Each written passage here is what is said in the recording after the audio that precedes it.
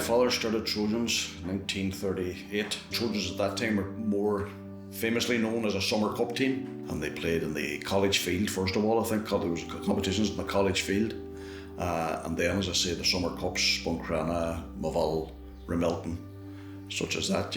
I was really into my football then. It got me into my football. I was a big Spurs fan at the time too. We moved to Creggan in 1960, 61, somewhere around there. I was only about 5 or 6. And my father ran the summer cup teams up until his death in 1972. My father died on the Friday, the 28th of January 1972, and was buried on Bloody Sunday.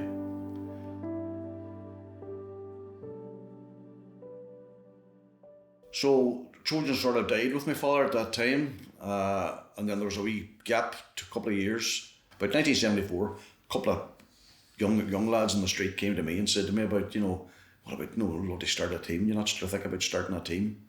And it planted the seed in my head. Should I revive, keep Trojans going again? So I did. Being with Trojans, obviously, I was 13 when Rumens first started the team, and it's a family.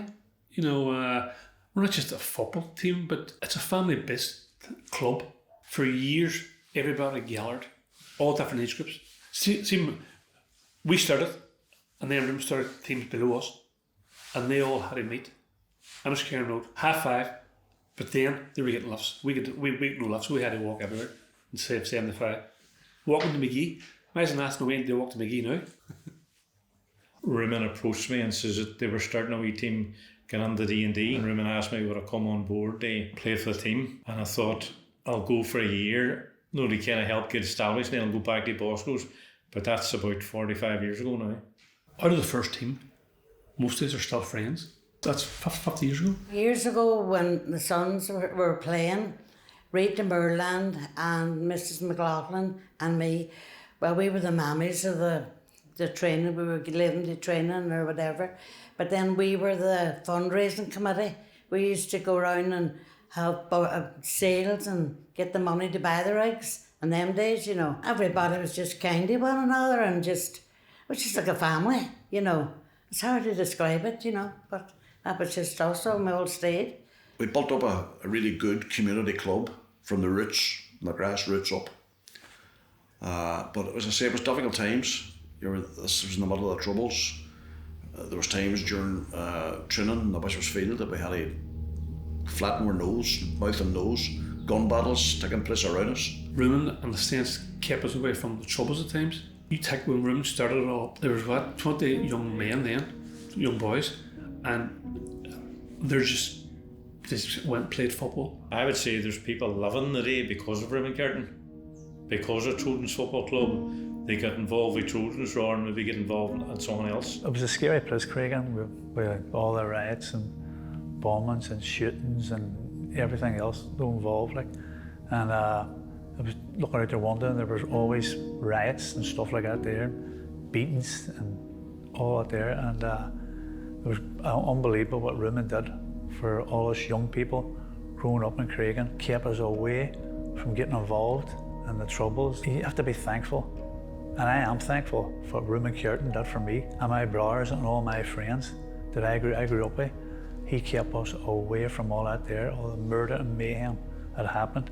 And most of us are all grown up now and we still presentations or anything, or you come back to Trojans. No, you always, Rumen calls you or whatever, you're always there for Rumen, no matter what. Well, you don't realise it at the time. You're trying to run the club, you're trying to keep it going, keeping the youngsters involved.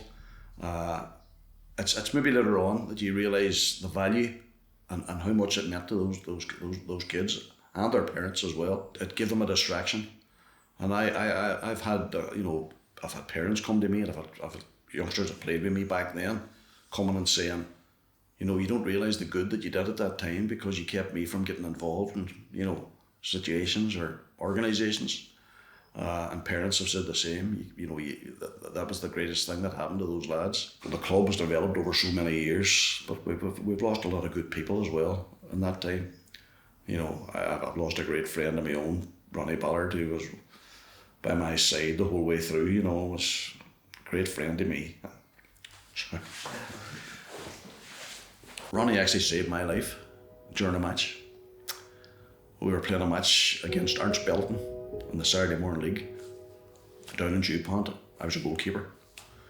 And the ball came through and it skidded off the pitch, hit me, it fell on the ground, and I went to dive on top of it, and the centre forward coming running in, made a swipe at it, missed the ball, kicked me in the face and knocked me on my back. And I was lying on my back and the inside of my mouth had busted. So the blood was going down my throat and I was choking with the blood. And Ronnie was the first to reach me, and he turned me on my side. And the doctor in the hospital actually told me, he says that whoever turned you on your side saved your life. He says another minute you'd have choked in your own blood.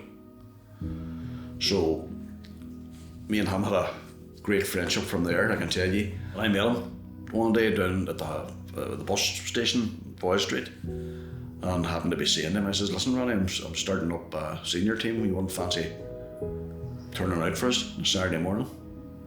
Aye, alright, he says, I'll give it a go. And he stayed with me the whole way through. Then he played for the team, captained the team, then he went into management, then he took on a couple of the youth teams, guided them to won a few trophies. He would have managed the team that Yaga played for, and Philip and them, as they got older, had 16, 17, Ronnie took them on. And as I say, he came away on trips with me, camps together. He was my best friend. We had a great rapport, we got on, we thought the same about football, the same, we liked to play the game the same way. So Ronnie was vitally important to Trojans, I have to mention as well Jerry Gilhoun. The things Jerry done for the club was unbelievable, and Jerry was he was in front of everybody. He was in front of everybody, and we used to always say what Trojans done through Jerry, every other club in the town followed. When I started Trojans, you had Derry Athletic, you had Derry Rovers, you had Blease Celtic, you had Rathlin Celtic, all operating up here in Creggan. We're the only ones still left, the only ones still going. We have three ladies at the club, Claire Wright, Kitty Wright and Noeen. I could be sitting here all day talking about them three people. It's unreal what they do. I have to say, myself, Rimon, Jared Bradley, any of us could leave now at the minute, but you see if we lost Claire Wright, our club would suffer massively. Claire Wright and Dylan is the lifeblood of this club at the minute. Make no mistake about it. My name is Claire Wright. My role with the club is I'm the treasurer. Started 15 years ago. Raymond Curtin and my mamma, Kitty Wright, who's been involved for over 50 years, asked me to come to one meeting. And that was 15 years ago and I'm still here. I'm Dylan Ward. I'm the vice chairperson of Trojans Youth and Community Group. First kicked a ball for Trojans whenever I was 6, down in the Bushes Féile here in Creggan. Local lad, went down one day, I got the timetable, came back up that evening. I played for Trojans up until I was 14, 15. And the experience I gained with Trojans, to be honest, was instrumental to me as an individual, because I feel looking back on it was very proud moments, very proud memories. My husband always laughs. I have 3 kids in the house and 2 underweights in Trojans, and every win that comes along deserves the opportunity. So I think going ahead on that premise is the way forward, giving every kid a shot. That's what we're all about. And I'm a strong believer that Trojans is more than a sporting community. It's more like a neighbourhood ethos around it, and that is where I always resonate with. To be honest with you, it's about me, my foundations as an individual, and I feel that everybody who is a member of Trojans will always get that feeling from it.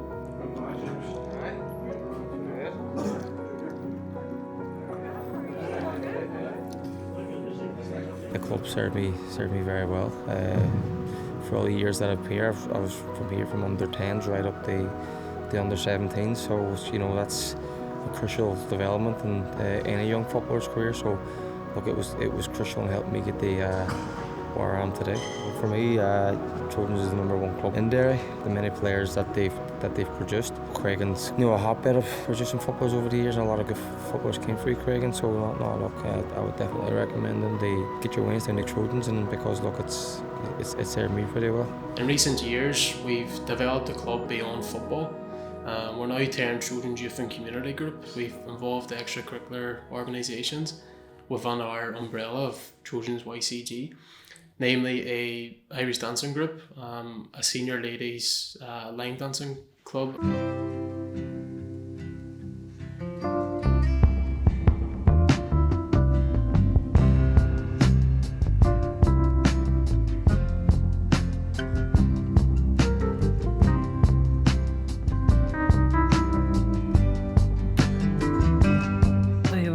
Could we run a line dancing class here, and we found Liz a teacher and just all our friends, and it's great on a Tuesday. We've been doing it now about 8-9 years and the crack was good. Well, the fact that it's in the local community and it's run by local people, and I have to say Kitty's tea and scones makes it great. Just love coming up on a Tuesday night. I just look forward every Tuesday night. Every Tuesday night I come here to teach. When they first came, nobody could dance, and I think I got my duties done because they're all successful, they all can dance. I think they enjoy it. They come back anyway. I haven't lost nobody yet. And again, it just comes back to that mission of ensuring the Trojans provide an opportunity for everyone that belongs to the club. They have all these wee competitions for ex-Trojan players. It's absolutely brilliant. The club are privileged to host this competition annually, and we have done for the past number of years in Thomas's memory. We're very proud of Thomas. Although taken very suddenly and tragically from us, it is our intention to continue on and live on in his memory through hosting this Perpetual Cup each year in his name, to give the community something to come together and remember him by. And as a club, we owe it to Thomas. This is the Jerry Macaulay Memorial Tournament that we run now for the under 8s. It's non-competitive.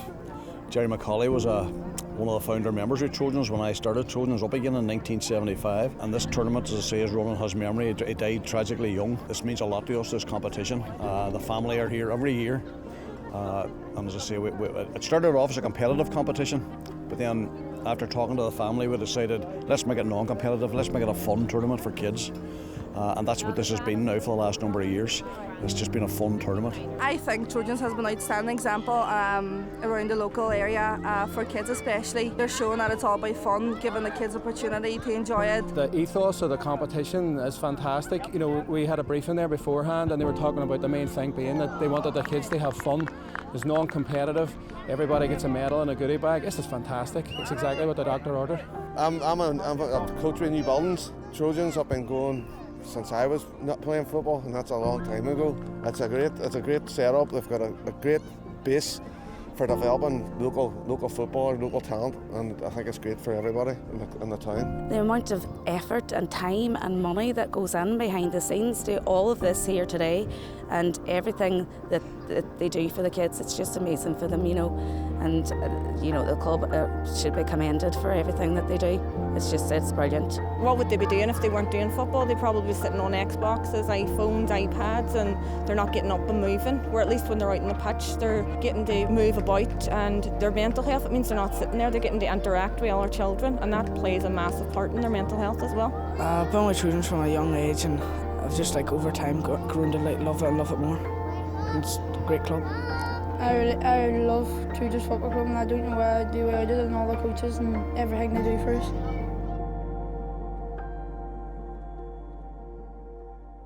The heart and soul of Trojans is a Creggan. You know, it's always been Creggan.